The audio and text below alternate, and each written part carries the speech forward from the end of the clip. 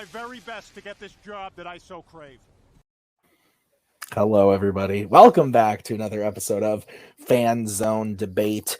We got a good match for you today. We got two players who debuted last season that are looking to get a win on the record. Or actually, Jacob, I think, debuted 2 seasons ago. But try to get the win on the record. Jacob West, Papa West himself, is 0-2, looking to get that win. Spence debuted last season against Holtzman, who went on to do a lot of good stuff in the season, and is 0-1. They're both trying to get that win on the record, but in their losses, both of these players played really, really well. So both deserve to be here, deserve to get a win. It's going to be interesting to see what happens. Brian, you are here to judge this one.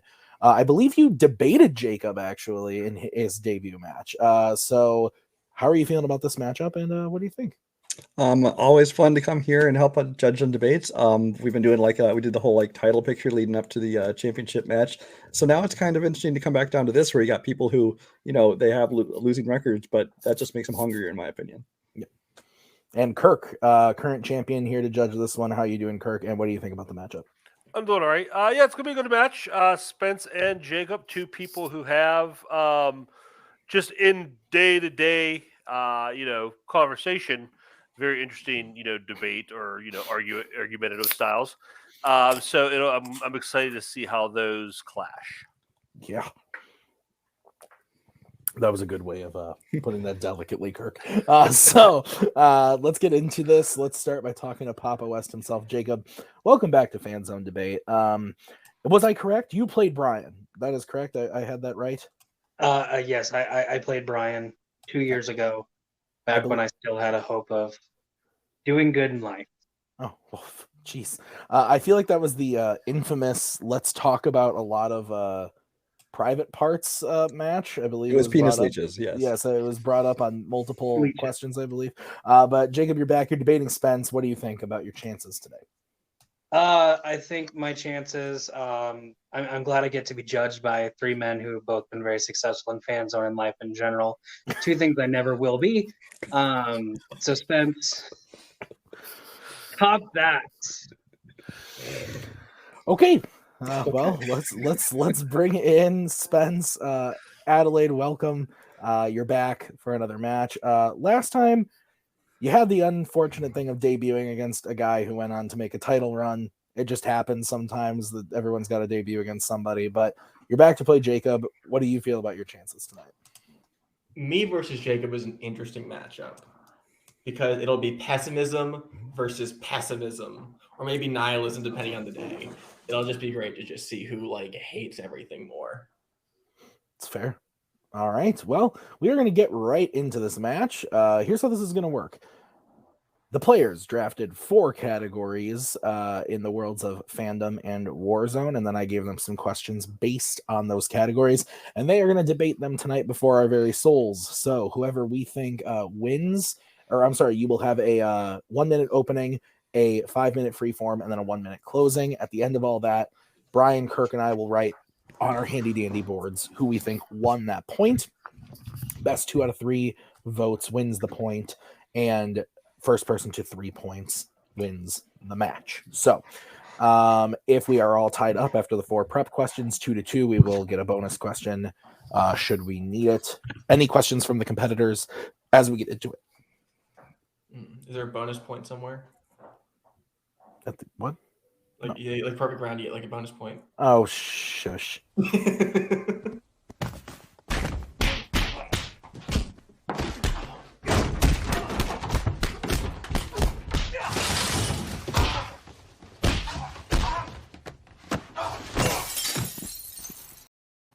Okay, we're going to kick this thing off with the first question, which is brought to you from the category of musicals. This was drafted by Spence.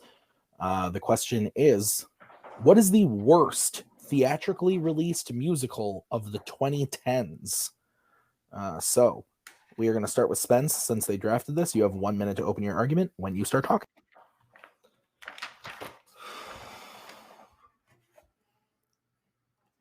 In the 2010s, musicals were somewhat revived. A lot of them, they weren't big in the 2000s and the 90s, and they came back in this decade in a big way. And a lot of that came with adapting Broadway shows of saying, hey, what if we try to take this limited venue to something more open? And they said, what if we remake one of the most beloved movie musicals of all time as well, Annie, which, fun news, utter dog shit. Not only does it butcher already flawed source material that is entirely uninteresting with maybe one or two good songs and a medley of generally forgettable shit, you also create generally hateable characters. Even Annie isn't saved by this. Most of the characters, you are rooting for them to fail the entire way through the narrative. And beyond that, I don't really understand what you want from a musical. It throws together songs in a horrible way. The sound mixing is terrible. You can't even hear the lyrics, what the characters are saying very well. There is poor dancing. There is poor everything basically going around. It fundamentally doesn't understand what the musical genre is and fails in every way of making that. Time. Okay. Let's move over to Jacob. You have 1 minute to open your argument when you start talking. Spence said it perfectly, I guess, that musicals weren't big in the 90s and 2000s, but kind of made a resurgence in the 2010s. There were a couple stumbling blocks in the year, like in 2014 with movies that shall not be named yet, but where they really hit the wall, got out of the car, and just lied on the ground, bleeding to death, is in 2019, when someone thought it'd be a good idea to take the beloved musical Cats and make it into a film. 2019's Cats, if you talk about dog shit, this is worse than dog shit, so cat shit. A lot of people hate cats more than dogs. I personally love dogs, which is another reason why cats fucking suck.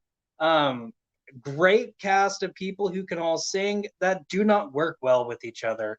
Taylor Swift, James Corden, Judi Dench, Idris Elba. It had a lot of makings to be great, and it just hit the ground and died.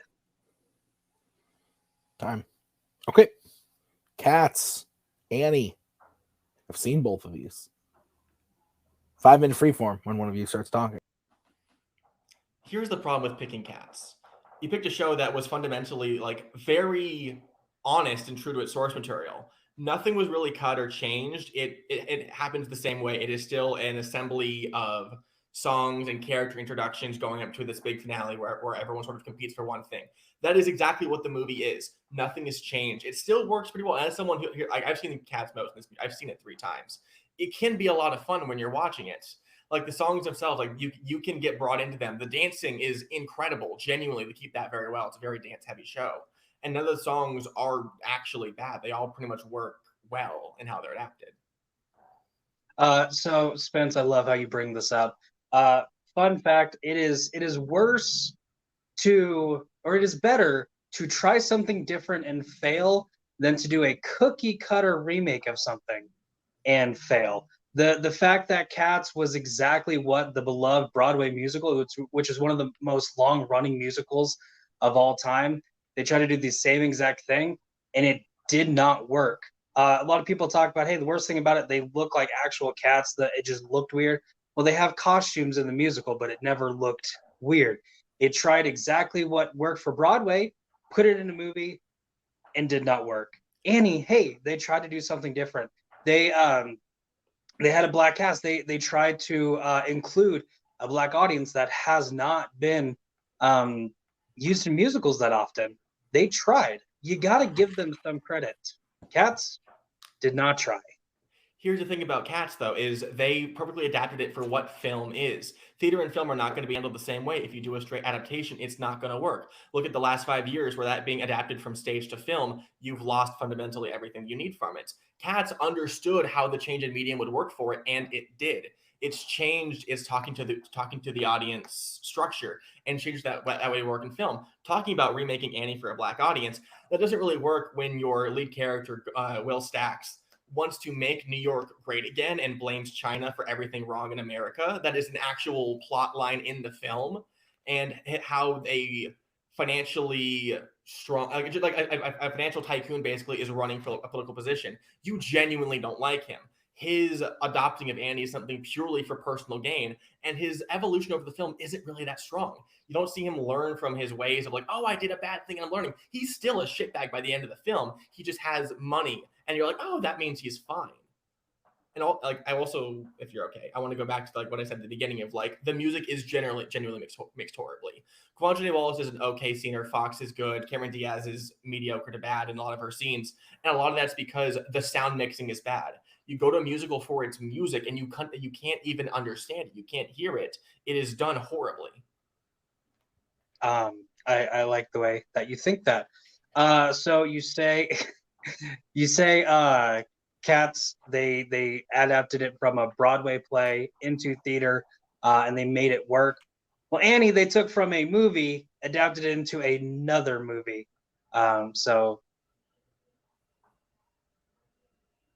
Spence, I'm just mesmerized by the hair. I will say, it is. I do want to talk about like here's the thing about Cats is like I want to go back to like talented singers. You have some really amazing singers. James Corden, even though he's not a great actor, he can still sing pretty well. His song, he sounds good. The Rum Tum Tugger song is genuinely good. Jason Derulo has a very good range, and Taylor Swift's song is maybe the best in the show. You shat on her in her opening bit. I think her song is the best. It's the best in the show, as well as Skibbleshanks. Skibbleshanks the Railway Cat is one of the better numbers put to film in the 2010s. His ability to dance is incredible. 1 minute. And the actor who's singing it is genuinely talented. The thing with Cats and what you're forgetting is it's an assembly of really talented, incredible individuals. And Annie fundamentally doesn't have that. And when you think there's some light in that film of, oh, maybe they have something going on, Will Gluck, the director, throws it all on the floor because he does not know what he's doing. I mean, no one knows what they're doing. Yeah, and I said, great casting Cats, a lot of potential. They had great moments singing, but when they were together, they had no chemistry. You didn't really want them to be together, which is the point of the movie, is them being together. Will Stacks, yes, he's unlikable at the beginning of the film. That's exactly the way Annie is at the beginning. You don't like the guy who adopts her, and he tries to be likable. It's a character arc. I realize it does not work, but again, they tried. Unlike in Cats. Time.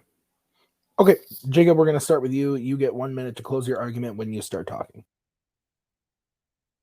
Tom Hooper is the gentleman who directed Cats. I don't know what else he did. But again, this was supposed to be a big hit because it's a great Broadway musical. I'm like, hey, let's do a cash grab. Let's throw it out. Let's change absolutely nothing, do the exact same thing. And it didn't work. In fact, the movie did not work so much that people are crying out for a cut of this film in which you can see the cat's buttholes, because that will apparently make this movie better. Annie, hey, you tried. You brought in Quisenhate. I have no idea how to pronounce her name. Wallace, little girl who wasn't in a lot. I actually brought her into stardom, which is amazing. Let's get new actors and actresses out in the world making money instead of all these people who we've seen time and time again. And I have 5 more seconds. Annie, not horrible. Cats. Time. All right. Spence, you now have 1 minute when you start talking. One of the last notes you made about Cats is how the Cats doesn't really work together. I don't think that really fundamentally understands what the show is about. Cats is a series of vignettes where the characters are introducing themselves to the audience, and honestly, all of those work well, and you fundamentally understand all of the characters. Annie, you don't really understand anyone other than they're all genuinely unlikable and act for incredibly selfish needs. Kavanjane Wallace is an actor who was great in Beasts of the Southern Wild and had a really promising career in the future, being in one of the most lauded films of the 2000s. And then she disappeared because she was in Annie, and it bombed, and her career bombed because the movie didn't know how to turn her into a talented actress. The change for Cats for a butthole cut proves the audience that this film has behind it. Everyone genuinely wants to see more of Cats. Our midnight screenings going on pre-COVID because people were genuinely engaged and enraptured by what Cats was making. The fact that they want buttholes want them to add their experience because they want to watch it again. No one is coming back to Annie to watch it again because no one cares about Annie nowadays. I'll end there. Okay. All right. I don't know what it is about getting Jacob in here where we have to start talking about private parts all the time, but buttholes this time. Everybody has buttholes. It's true. Not that many. It's true. Okay. Are we good, judges? And Brian was the one who brought up private parts last time. Him and I. That's true. Can't blame me for that one. That's true. It's a major plot point in the movie. Come on. They're on their backs. All right. I went with Spence. They were also. I thought that Spence did a very good job of, despite having some very trash takes, very well showed me that Katz is actually doing a lot of what is like, as far as like adapting Katz into a movie, it's doing like things that, you know, make sense for that movie, whereas Annie is just not doing anything right the whole time. And I thought the Spence's takedown of just like the way that there's actually a following to Katz and Annie, nobody remembers it, nobody cares, it destroyed the career of a up and coming young actress. I thought that was a really good point. So Brian, you go next. Well, Spence was going to have an uphill battle the entire way because Katz is the correct answer. Yes, it is. There's really no doubt. So, I mean, it was a matter of if they were able to make enough of an argument. For me, it mostly came down to the freeform, where I think that I give it to Adelaide, where I think they basically controlled the whole freeform section. A lot of it just from pure volume of information, but not for lack of trying, because whenever they paused to let Jacob talk, it was a lot of, he kind of looked like he was like deer in headlights a couple times, comments on the hair, awkward pauses. So I think just from the volume of argument we got from Spence, tipped it for me. Okay, Kirk, your vote doesn't count, but where would you have gone and why? You're muted. I also went with Spence. I think that Jacob conceded a few things that, as far as like the quality of the cast, the Will Stacks character not working too much. I think Jacob conceded those things, and Spence was able to capitalize and use that in their argument. So I think that's why I went that way. Okay, so Spence wins point number 1. We are going to move on to the next question, which was drafted by Jacob in the category of Star Wars. The question is, what Force-wielding character would be the worst to have as a teacher of the Force? So again, what Force-wielding character would be the worst to have as a teacher of the Force? So we are going to start with Jacob, who has 1 minute to open his argument. I had to really think on this one.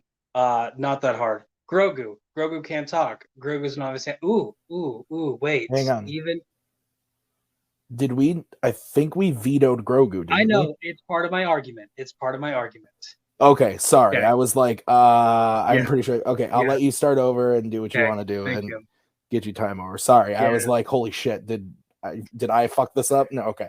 You let me use Grogu as my answer. Okay, starting back. Easy answer. Did not take that much time to think. The answer is Grogu. Grogu cannot talk. Therefore, wait. Source Bandim. That's the little kid that Anakin kills. Source Bandim is a little child. Children cannot teach the ways. I actually have the perfect answer. Tim, I'm sorry for saying multiple ones. I promise this is the canonical answer. The rest were just legends. The correct answer is Rey. Rey Palpatine, Skywalker, Solo, whatever she's calling herself nowadays. Rey is the correct answer. Rey's understanding of the Force is it is a mystical power that helps you move rocks. It's not the Force. In fact, everything she just said was incorrect.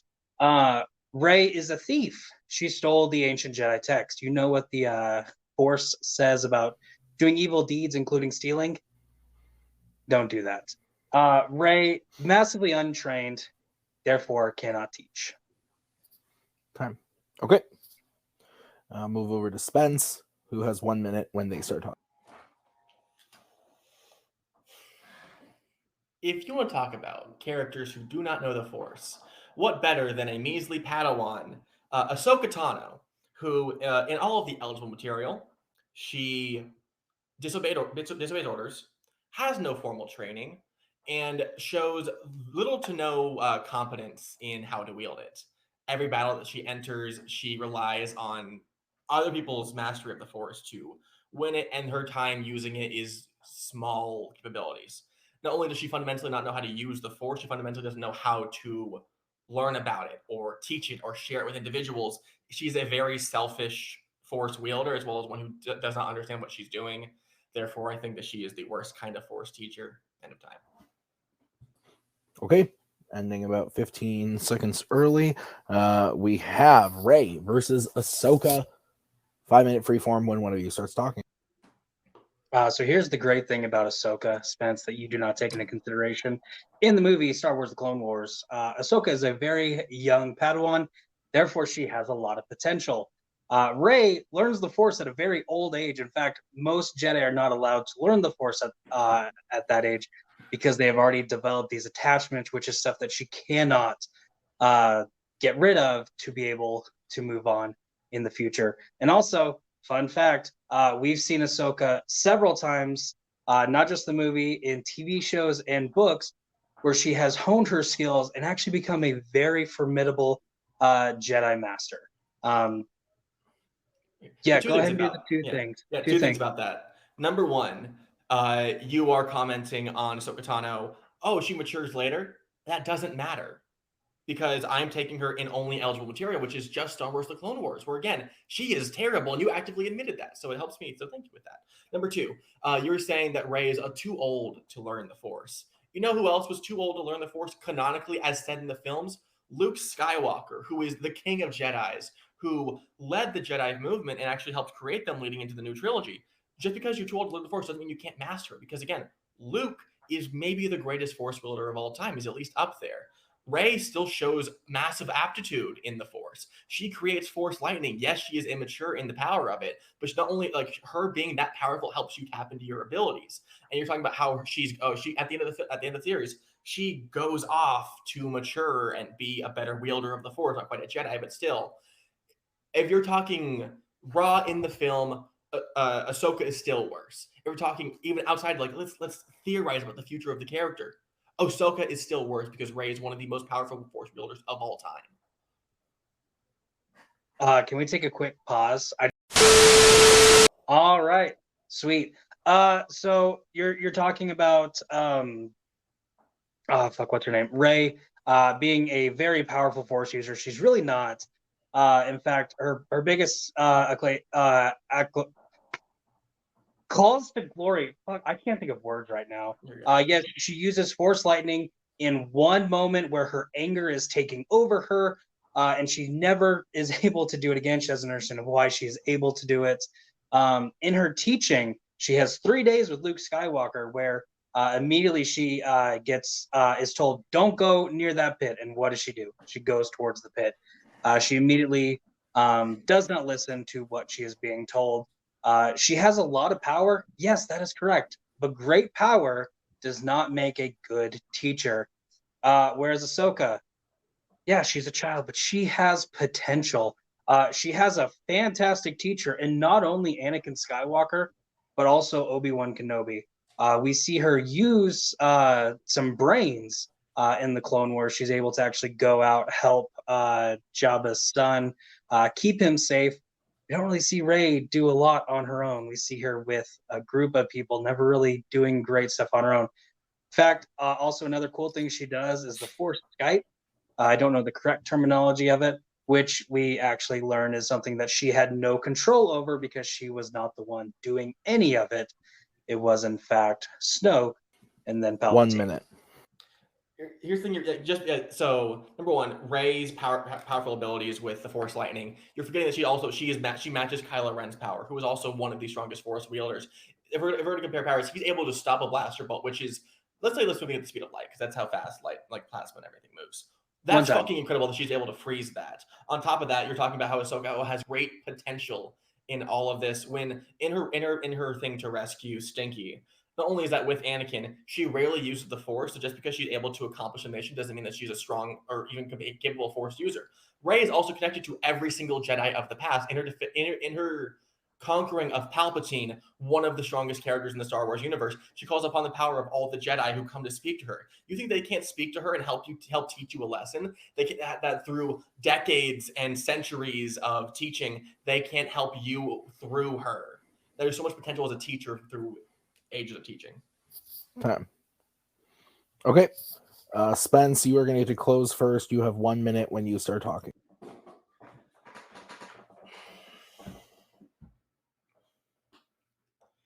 If we're going by only eligible material, I think Ahsoka Tano is one of the most inexperienced Force users. And while she has a teaching through Anakin and Obi-Wan, one of the people went on to control the galaxy and be a generally horrible person. And Obi-Wan Kenobi gave up the ways of the Force. Those are two people already who you don't want leading you, and that passed down through someone who does not care about fundamentals or teaching or the betterment of other people is a bad teacher. Rey is someone who is inexperienced because of the way that she was brought up, but actively sought out a way to be better. A lot of her ways are reflected like in her resistance to teaching, a la Luke to Yoda. You see all this potential to be a better person on potential. Rey is still someone who wants to be better and wants to make people better, which is why she gives up the Jedi ways because she sees how flawed it is. Ahsoka is someone who, on potential, genuinely doesn't care about you and would not care about you if you were her student. On actual visible material, Ahsoka has basically no fundamentals in the Force and is a very strong Force user. Rey has fundamentals through Luke Skywalker as well as being incredibly powerful. She is better in every single way than Ahsoka. Time. Okay. Bring in Jacob for his 1 minute closing. Kylo Ren stops a blaster bolt with the Force once, and then Rey gets lucky in beating him. In fact, Kylo says it multiple times that she got lucky. She says it herself, she got lucky.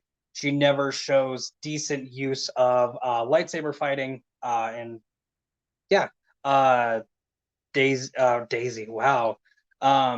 Rey, with 3 days teaching of teachings from Luke Skywalker, learned absolutely nothing. She is very powerful, but she does not know how to control that power.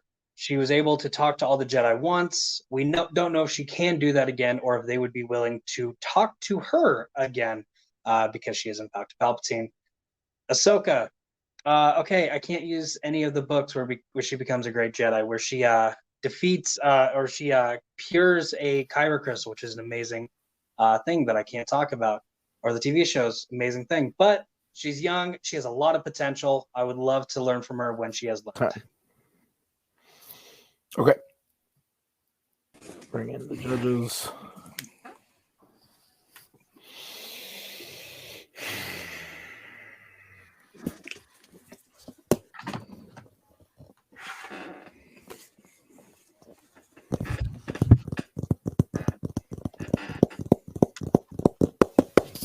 Okay. Kirk, we're going to start with you. All right. This was tough, and I don't blame the competitors here because negative questions are always hard. But I think we got a little off the track. Like, I didn't hear a lot from anybody about why specifically they'd be a good or bad teacher. Got into a lot about who was more powerful, who had more experience, things like that. But we didn't talk a lot about teaching. What broke the tie for me in the closing was one thing one person said.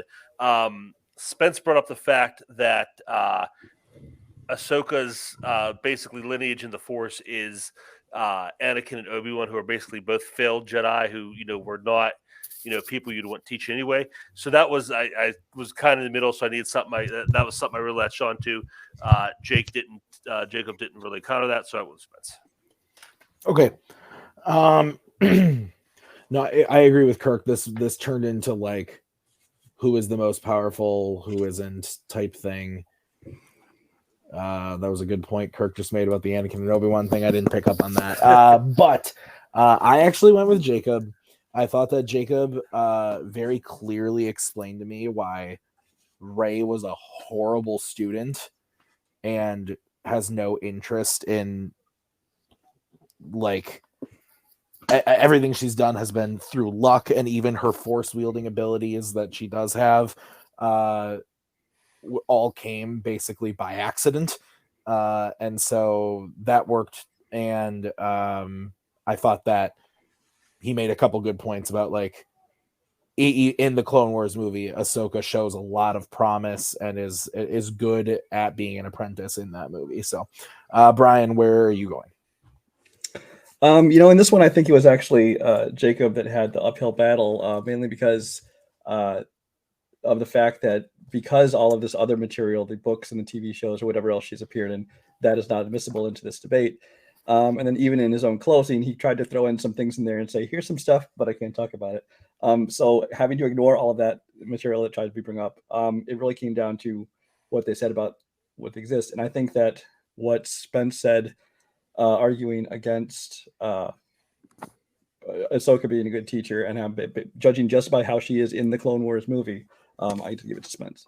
Okay, so Spence goes up 2-0, but we are going to get into the next question, which was drafted by Spence in the category of DreamWorks animation. The question is, what DreamWorks animated movie is the most fun to watch with a group? So, we're going to start with Spence. You have 1 minute when you start talking. If we want to talk about a movie that's fun, I think it's a movie that accomplishes something for every audience. Really funny, great action scenes, maybe some musical numbers, characters you always want to come back to, not just because they're fun to watch, but also because there's something you connect yourself to. That's why I want to pick Shrek 2. The sequel that is better than the original. I think that this is a film that sort of masters the idea of what if a film can actually be for everyone and everyone can love it, because it has some of the best jokes of any 2000s comedy, not even just animated. I think the evolution of Shrek and Fiona as characters is great. Donkey comes back. I love his relationship with Dragon, and I think Fairy Godmother and Prince Charming are some of the greatest antagonists to ever be in any animated film ever. And beyond that, Holding Out for a Hero is one of the best covers ever, not just in film, in music, period. Everything in this film is top notch, and it hasn't really been topped by DreamWorks since How to Train Your Dragon, but that's beside the point. I think this is just a really incredible film that masters everything it's trying to do. Okay. We'll bring in Jacob for his 1 minute opening. Have you ever watched a movie? It was like, man, that's a great movie. And then you have a friend say, hey, did you notice that part of the movie? Oh, no, I didn't notice that part. And then another friend, hey, did you get that joke? No, I didn't get that joke. Or, hey, did you see this little reference? No, I didn't see it. I need to rewatch this movie. And so you rewatch it, and then you catch all those little fun things. And it makes the movie a lot better. Yeah, I have. It's actually most everything I do. But the movie that is best watching a group is the movie with a lot more little jokes, funny references, parodies, little inside things that you don't quite catch the first time or even the second time, but somebody else caught it, and they'll tell you, is actually the first film, the better film from what Spence just brought up. I'm talking about the original Shrek. And the reason why it's better with the group is because, hey, there are all these little animated characters that you might not see every single time. But hey, your friend did. Your friend will let you know. Time. Okay. Shrek v. Shrek 2. 5 minute freeform when one of you starts talking. I'm going to start off with a really fun part. Shrek isn't even the best adaptation of Shrek. Shrek the Musical is absolutely incredible, adds a lot of great songs, and makes every character better and more well-rounded. I think if you're going to think, oh, what's fun to watch with a group, showing something to someone who they're not familiar with, especially Shrek the Musical being something like an adaptation of a great source material, I think would attract them more versus the same movie they've watched 1,000 times growing up. And honestly, it's a little old. Like, it doesn't hit the way it used to. Shrek 2 still hits really well. Well, I only watched it 800 times growing up, so I still have 200 more before I get tired of it. So I can't wait. Hey, did you know that in Lord Farquaad's castle, there's a bear rug right beside his bed with a little bow, because it's Mother Bear, because he kills Mother Bear. Nobody knew this until last year. A guy on TikTok, because that's a thing, pointed it out. Again, a little reference you did not know while watching the film Shrek, unless you watched it in a group when someone else caught that moment. The Shrek 2. Kind of my own. Yeah, good for you. You're the one and only 5 people. Yeah. Shrek 2, yeah, it is a fun movie. But what enjoyment do you get out of it watching with 3 friends that you don't get while watching it by yourself? As a musical fan, there is nothing more joyous than people coming together and hitting every single note and holding out for a hero. Awesome. Also, Live in La Vida Loca in the end credits is incredibly fun. You also, I think Puss in Boots is one of the most quotable characters in the movie ever, period. I think everything he says is pretty much iconic. Pinocchio's in a fucking thong. That's a great joke. The Cops parody is great. When they go to the bar and you're able to see all these different, like, because you see how in the first film all these characters are like going out to be arrested by Farquaad's lackeys or whatever. A lot of the ones you don't see, you're like, I mean, I wish they were there. They're in the bar. They're in the bar where you see Prince Charming go to, and seeing how the universe gets to be expanded is so rewarding and rich, and it's so interesting to see how everything can be built upon more. Because you think Shrek's like it's a one-off, it's a fun kind of thing, but no, this is a massive universe that as the franchise goes on, you're more and more invested in how the storytelling can evolve. So you brought up the musical number in Shrek 2. Fun fact, Shrek has an entire karaoke section at the end of the film. I don't know about you, but I have a whole lot of fun singing every song. It's like 7 songs, singing those with my friends. And there's even, you can start singing one song and they start singing the other. You do your different voices because they bring in every little character, which again, you miss some on first rewatch. So I have more musical numbers than yours. You talking about getting to see these characters kind of expand from what happens in Shrek. Well, you see them in Shrek. You get to see how they get torn out of their houses and how they have to adapt right then and there. Again, another great scene. In fact, whenever Shrek opens the door from his swamp and sees all these characters, it's better in there than it is in Shrek 2 because, you get to see them at a bar, someplace you never see them. You get to see them at a swamp in Shrek, another place you wouldn't see. And again, I miss so many. Oh, hey, I didn't notice that person way back there. And Pinocchio in a thong, who cares about Pinocchio in a thong? I don't like my cartoons overly sexualized, and seeing a beloved wooden doll in revealing underwear, not great. Here's the problem you're pointing out, is a lot of your enjoyment from this film is pointing out, that's a thing I know, which isn't really what Shrek 2 is made for. It's, that's the thing I know, and they add a joke to it. Every character in the film is adding to the rich storytelling. Again, a lot of those patrons in the bar have their own jokes about how you get to know them and their prior backstory. Pinocchio in a thong is breaking your expectations of, it's a fun kids movie, or Pinocchio is just like has thing. And he says, hey, tell a lie, I'm in women's underwear. Why didn't your nose get bigger? There's a joke beyond that. What you're saying is your film is basically equating to, that's a thing, which isn't really fun. If you want to have a good time watching a movie, you shouldn't be putting that much effort into trying to make yourself laugh. The movie should be doing it for you. And that's what Shrek does. It is 90 minutes of nonstop jokes. And when it's not jokes, it is banger songs, incredible characters. And mind you, the credits here are so much fun. I think that karaoke is just a thing. It's like, hey, do you want to sing? No. Because like singing is awkward. People are scared of it. But when there's a backing track and someone else is singing for you, that's a hell of a lot of fun versus like, if I'm just like, hey, I know you're here. How about you sing? Do the work for me. I do not understand the argument you just said, because in Shrek 2, she sings Holding Out for a Hero, and then there's the song at the end, which is the exact same in Shrek. There's a karaoke part where they are singing and you are paying attention to it. You have the choice. Do you want to sing or not? Yes, I'm taking the choice to sing. Exactly just like what you just said in Shrek 2. I'm going to make the choice to karaoke. Sing to Holding Out on a Hero. It's Shrek karaoke. All right. Jacob, you get to close first. You have 1 minute. Donkey opens up immediately. It's Shrek karaoke, guys. They don't have the words unless you got the Sing Along With Me version, which they do with several other songs, which again, doing that with friends is amazing. You get to make the actual choice. Hey, I am sitting watching this film, watching these animated characters have the time of their lives, singing all these random ass songs. Hey, I'm going to join with them. You get the enjoyment in both films, like you just said, Spence. You get it more in mine. Again, the one great thing about comedy is whenever there are those little subtle jokes that you not only don't hear, but don't understand because you're either too young or you didn't fully hear it. And then you're able to rewatch, or someone points it out, and then you get the full enjoyment out of. It's not saying I'm not paying attention to this movie, and that is why I don't get the enjoyment out of it. It's that, hey, there's a lot of these coming at you. You're going to catch 8 of them, but here are these 2 little gems that you will catch later. Shrek is amazing. Watch it with friends. Time. All right. We are going to move over to Spence, who has 1 minute when they start talking.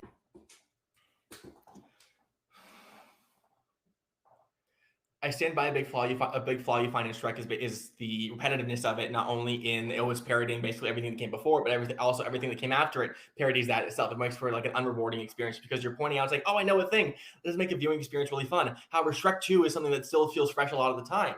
It's things we didn't even get to in this argument. The dinner scene where Shrek meets Fiona's parents, fucking Mongo, giant gingerbread man, Donkey saying, "Are we there yet?" as you're reaching far, far away. Accidentally in Love is one of the best songs written for a movie ever. Period. End of statement. And there's all these things in my argument that we didn't have time to get to. Shrek is a film that you didn't add anything to it. It's a lot of your argument was just going back to the same scene. You weren't adding to it.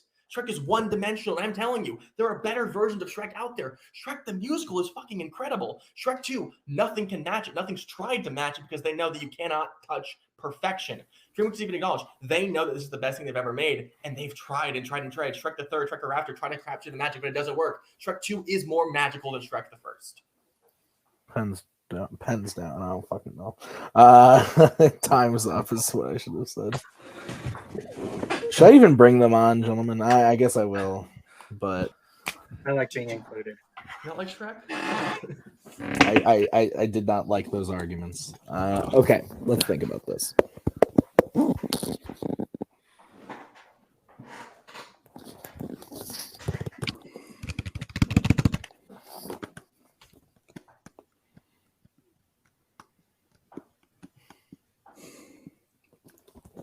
I honestly don't know what to vote.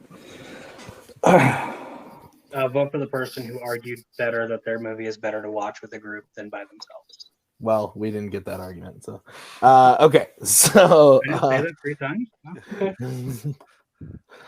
I didn't goad Spence into making that argument. Oh, okay. all right. I think Brian goes first this time. Yeah, I want to go first so bad, but I'll let Brian go. If I could give no points, I would. Neither argument had anything to do with the topic. Neither one was about how it's fun. I heard a lot of the story and the characters and funny moments. I heard about some pointing out some Easter eggs. And there's like a list of Easter eggs. And then I heard something about singing karaoke, which I'm not aware that large groups of people sit and watch a movie and sing karaoke with it together. Anyway, so I didn't see a lot of the argument for it. I ended up just going with Jacob. Because at least I can see the value in watching it with friends and maybe, pointing out things the other person didn't notice, which might increase your enjoyment of it somewhat. But honestly, I will say it was a toss-up. Kirk.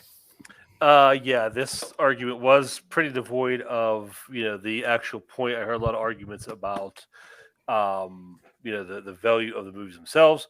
But I also went with Jacob. I love when they call me Big Papa West, because even though I don't think Jacob necessarily gave good reasons to watch it with a group, I think he gave more reasons. Spence got stuck a lot of the quality of the movies, a lot about Shrek the Musical. Jacob did have reasons to watch it with a group. And when he challenged Spence as to what was made his better, Spence said the music, and Jacob came right back with the music at his. So I think if we had to pull a winner on this one, it's definitely Jacob. I just want to add one more thing to mine. With Spence in his closing argument, talked about we didn't even get to talk about this, and this. Yeah. Like, you should have used that time to talk about that then. Yeah. Fair points made by both. I went with Spence. I agree. I think it could have been whatever. Spence's opening is the thing I clinged on to the longest, where they said, like, there is so much in Shrek 2 for everybody to love. Whether it's like adult humor, kids stuff, music, blah, blah, blah. I also am a weirdo and, run fandom fights and can tell you the karaoke Shrek thing at Shrek 1 is a bonus feature. It is not part of the actual movie. I didn't take that against Jacob because it was never brought up. But yeah, not part of the actual movie. On the VHS, I believe it was at the end with the credits, but the theatrical version of the movie that is used in trivia. I remember singing those songs in the theater. I did. Really? Well, I think they did a re-release with it, but yeah, no. Also, any discussion of Shrek the Musical had to be ignored because that's no more a movie than Hamilton is. Yeah, it's but anyway, this was a toss-up. I agree. So but Jacob gets on the board. It's 2-1. So we're gonna move on to the next prep question, which is in the category of sports. The question is, who is the best character in a sports comedy? So best character in a sports comedy. Jacob, you're going to kick this one off. You have 1 minute when you start talking.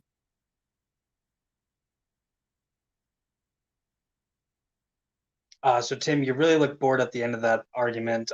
You're not into sports, so you're going to be really bored with this one because I'm going to talk a lot about sports. I'm sorry, it's going to happen. NFL draft just happened. We saw a lot of players who played in college have great potential, get drafted by teams to hopefully become professional athletes. Best character in a sports film, just like this. Had a great college career. It ended badly for him, and because of that, he was not able to play professionally. But because of a player strike, he gets his chance. I'm talking about Shane Falco, Ohio State quarterback, who got destroyed in the Sugar Bowl when he was playing, but gets a chance to play for the Washington Senators or Senators. Down on his luck player. Nobody believes in him. Hey, I'm going to take your non-belief, and I'm going to take this team of nobodies to the playoffs. Time. Okay. Bring in Spence. 1 minute when you start talking.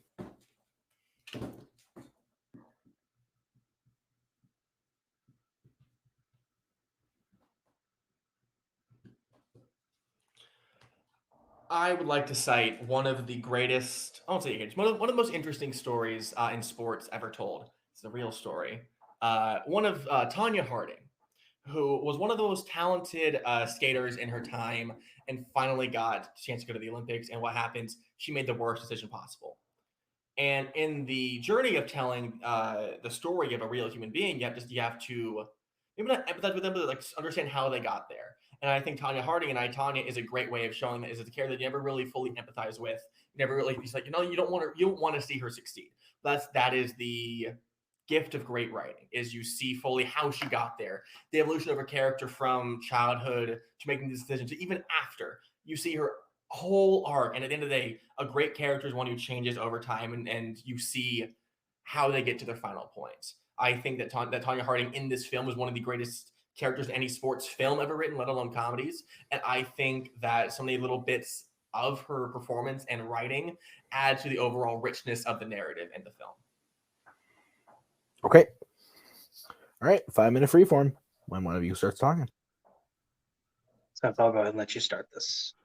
I think your opening argument argues more in favor of plot than character. I didn't hear a lot about how Shane Falco is a good character. When at the end of the day, I think he's sort of a shitty character. I think he's a guy who is a scab. He's anti-union and basically is taking advantage of these better players who better than him in the sport and also just better humans overall are saying, we need better rights. And he says, I don't care about you. I want to be personally successful. And that's not someone who I want to see get rewarded in the film. It's not the character who I think even as in terms of like evolution of a character, doesn't really learn from his mistakes of that. He's just like, whatever, I got to play sports. So fun fact, the player strike is because these players who are hated people, they are jerks to this. I love how you say the scabs because they refer to the replacements as the scabs. They're wanting to make more money in an area where they're already making a lucrative amount of money. Anytime there's a player holdout, a strike, just like with the Major League Baseball strike that happened earlier, a lot of people hate the players because they want more money when you are making millions and millions of dollars doing something that you love. Shane Falco, guy whose destiny really was not in his control. He had a great career in college. I'm repeating myself, but who cares? Was never given that opportunity. And yes, he took an opportunity and he ran with it. You see where he starts out as, hey, I'm just the replacement quarterback. I'm going to get cut at the end. I have no hope of anything. Why even bother? You see him fall in love with the cheerleader. You see that team grow. You see him grow and become a leader around them in the fight scene at the bar. While they're in jail, he gets that team around him. And the entire time they're playing towards the end when they are starting to make a run, it is his character that is leading the team. It is his character that is making that team want to play, even though none of them will play when it comes to the playoffs. Tonya Harding, hey, we hate her. She cheated. She physically hurt somebody else. We're going to make a movie and say it really wasn't her. Guess what? She did figure skating as a child. She ended up doing it in real life. I really don't care. You can tell me the story as many times as you want to tell me. The movie's okay. It doesn't make me love her character more. Okay, so you don't need to love her character. You need to understand that how she got there, and that's my issue with Shane Falco. Is a character who like His motivation is, oh, I want money, is what you're holding against these players who left and quit. You don't know that person. Maybe they wanted more money to cover the health benefits of football because it's a very dangerous sport, and they want to be compensated for the danger they're putting on their bodies. I think at this point we're not going to hold it against someone to say I want more money for the work I'm at. We're at that point in the world right now. The thing about Tonya Harding that you're fundamentally misunderstanding is just because she's a bad character and you're not interested to see her be better, that's not the point of her journey. You see how she got there and how people like her and get to that point of desperation, of desperately trying to be a better person to succeed, but everyone is fighting against her. You see all of her peers around her holding it back against her because she doesn't come from money, because she's less refined and she's not prim and proper. And you see that break out of her, not only in competition, but in the pivotal mirror scene where you see every single emotion from childhood to now of trying to be better and it failing and her trying to hold it all in. It's a character who you understand what is going on in her head every single time. Shane Falco isn't even the best Keanu Reeves football character. Johnny Utah is a more understandable, relatable journey than Shane Falco. What there do you cling to? What there do you see? I want him to be better. In the movie, it is said that they want more money because they want more money. You can argue in real life, they want healthcare. They already have great insurance. They have a whole team of doctors around them, making sure that they are safe, making sure the sport is better. In the movie, they are greedy and want more money. Shane Falco never does not start out as, well, I just want money. He's like, hey, I wasn't given this opportunity. I'm not going to ruin it. And that's why you fall in love with Shane Falco. Hey, we all had potential in high school. Me, I could have been somebody. I didn't. But you know what? If I'm given another chance, I'm not going to squander it. And that is Shane Falco to a T. Shane Falco's arc is also one you've seen over 1,000 other films. Cody Maverick in Surf's Up is a better iteration of that character than what you're offering, because at the end of the day, his journey is not one that you cling to as something wholly unique. You cling to it because of the plot of the film, which is what you're arguing. You're saying, I like this character because of what happens in the movie, not because of the character himself. Nothing that Shane Falco does is inherently pivotal to what's going on or changes how other people perceive of what the actions of the film. At the end of the day, just because you're saying, oh, the other players want money doesn't mean there's not going on something privately there. Shane Falco is someone who's just taking advantage of a situation, and that is it. Time. All right, Spence, you get to close first. You have 1 minute when you start talking.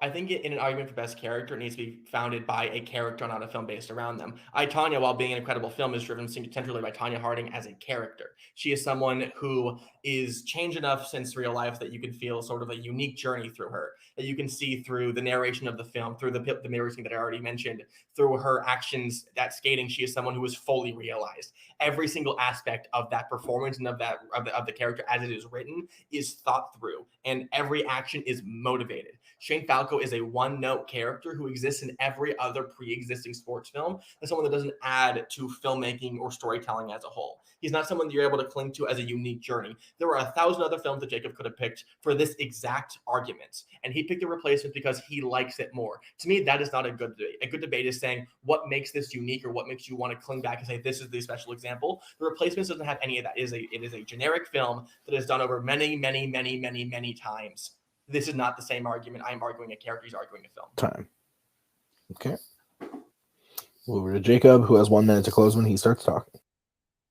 I'm 100% arguing a character, because I could be like, well, the kicker, because he takes advantage of a situation, but he has a gambling addiction, and he's not a better person at the end of the movie. Or the lineman, the Asian guy who eats an egg. I mean, hey, Tonya Harding, through great writing in this movie, you get to see a character arc out of her. In every movie, you see a character development. The better character is someone you can relate to. I can't relate to someone who spent hours upon hours upon hours being forced to work something, make it, and then when someone's better than you, you're going to cry and have somebody physically harm that person. I can't relate to that. I'm sorry, but I can relate to, hey, life didn't go the way you wanted to. But you know what? Doesn't matter. You can make your own goals in life. And hey, you get a second chance. We're gonna let you capitalize on it. Happens a lot, but Shane Falco is the most memorable. Best. Time. Okay.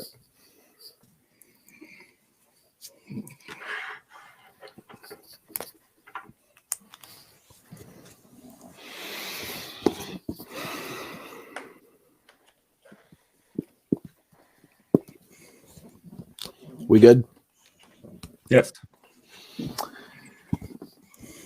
I'm not gonna lie. A big thing for me was while I eventually was told what movie Jacob was talking about, I did not know what movie Jacob was talking about until Spence said the name of the movie in their closing. I've never seen The Replacements. I did not know that what the movie was. That's what the movie was because it was never said. That's a big thing for me. But even taking that aside, this was weird. We spent a lot of time on The Replacements and not a ton of time on Tonya. But I think that Spence did a good enough job of explaining to me why the character of Tonya is, while maybe not best in the sense of like a good person, is the best fleshed out character, getting a whole story. I went with Spence. So Brian, where are you going and why? I think a lot of this debate came down to their interpretation of the word best. Yeah. Like best character being like who's the best person versus bestest and who's the best, most well-rounded, like created as a character in a movie. So it's kind of like two different arguments, like with Shane Falco, we're hearing like why he's a good guy, everybody else is greedy, but he's not. But honestly, I think that Spence made the better case for why Tonya is the better character, because there's a journey there. There's you learn and understand the motivation behind why the way she is and things like that, the whole character arc. And so I think that became the better character argument. Okay, Kirk, your vote doesn't count, but where would you have gone and why? I actually went with Jacob on this. I think Spence leaned too hard into they're on strike and anti-union and all this, and Jacob just shut it down saying, well, in the movie, they're just greedy jerks. And he was able to turn that around because Spence's movie is about a real person, and he was able to talk about how that person was a bad person in real life. So that's what gave to Jacob for me. Okay. Well, despite that, your winner is Adelaide Spence.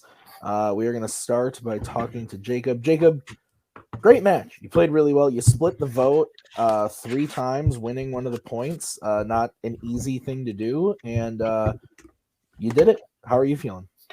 I did it. It was great. The last 2 questions, every time you brought everybody in, it was the 3 of you on top, just literally looking down on us, both literally and figuratively. It did make me a little disappointed. But hey, that's what happens when you're judged by successful people. So Jacob, if you were to come back, if you want to come back, we'd love to have you back. Who would you want to play next? I love being included into things. So if you find it in your heart to include me in something, that would be great. As far as who I would want to be included along with, it really doesn't matter. I'm here for comedic relief. So even if you put me up against Kirk whenever he loses his belt as hey, Kirk, you need to get an easy win. So we're going to throw you up against Jacob. I'm going to make him laugh. And that's what I'm here for. All right. I love that attitude. That's a good attitude to have. Jacob, great job today. We'll see you soon. Let's bring in the winner, Spence. Spence, you got very excited there at the end. Was it because of sports or was it because of the win? I was praying this was going to be a knockout because I hate sports. And because I wasn't very comfortable with Jacob's film, like I wasn't very familiar with it, so I was terrified of losing that question. And last time I went to sudden death, I actually didn't go to sudden death. I lost like this last time, so I just didn't feel good about the question. So me winning on it was like a big thing. Yeah. So, Spence, you now got the win in your record. You're 1-1. Who do you want next?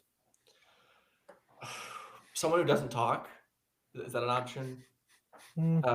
I could be better, so playing someone worse than me is always the hope. And maybe over time I'll play someone who's better than me and might be able to win. Probably not now though. Well, how about I tell you who you're going to play next? You're going to be playing the winner of Ryan O'Regan and Joe Fairley. British guy. We've beaten the British a few times. I can do it again. It's fine. Okay, fair enough. So, Spence, congrats on the win. Kirk, let's get final thoughts from you. Yeah, I mean that was There's some rough patches there. I think Jacob definitely needs to work on his confidence and just believe in what he has to say. I think they both need to work on focus and getting making sure they're arguing what is what's actually the question. But I think the bare bones is there for both when they put the work, and I think they can have some success. And Brian, final thoughts from you. Yeah, I agree with Kirk. I think that Jacob could be a strong debater if he gets more confidence, because I mean, debate is all about bullshitting. So even if you have the worst answer, even if you don't have the correct answer, you got to talk about it. You got to drive the points home. You got to make the judges believe it. And even with the worst answer, you can win. Still, I mean, it was fun. The first two are pretty good. That third one was rough. And then the last one, like I said, it just came down to people interpret the question differently. But yeah, it was all right. Yeah.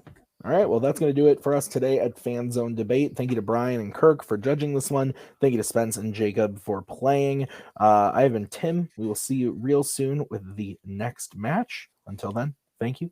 Have a good night. There we go. Thank you very much. Please come again. We have a lot more groceries.